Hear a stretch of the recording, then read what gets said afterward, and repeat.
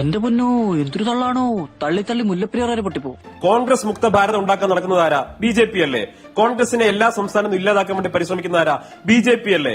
ഇന്ത്യയിൽ RSSുമായി മുഖാമുഖം നിന്ന് പോരാടുന്നതും RSSനെയും BJPയെയും നഖശിഖാന്തം എതിർക്കുന്നതും അവരുമായി നേരിട്ടുള്ള ഫൈറ്റ് നടത്തുന്നതുമായിട്ടുള്ള ഒരേ ഒരു രാഷ്ട്രീയ പാർട്ടി ഇന്ത്യൻ നാഷണൽ കോൺഗ്രസ് അല്ലേ? ഒരേ ഒരു രാഷ്ട്രീയ നേതാവ് അത് ശ്രീ രാഹുൽ ഗാന്ധി അല്ലേ?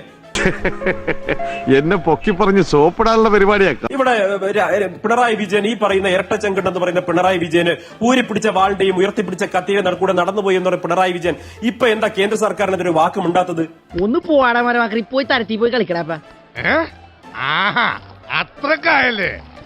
BJP ഏറ്റവും വലിയ ശത്രുവായി കാണുന്നത് കോൺഗ്രസിനെ അല്ലേ ഈ രാജ്യത്ത്? ഈ രാജ്യത്ത് BJP അധികാരത്തിന് എന്തെങ്കിലും ഇറക്കി വിടാൻ കഴിയുന്ന ഒരു പാർട്ടി ഉണ്ടെങ്കിൽ അതിന്റെ പേര് ഇന്ത്യൻ നാഷണൽ കോൺഗ്രസ് എന്നല്ലേ? ഈ രാജ്യത്തെ പ്രതിപക്ഷ നേതാവിന്റെ പേര് രാഹുൽ ഗാന്ധി എന്നല്ലേ?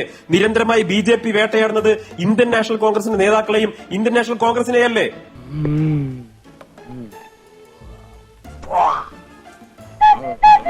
ഞങ്ങളെ സംബന്ധിച്ചോളം കൃത്യമായിട്ടുള്ള നിലപാടാണ്.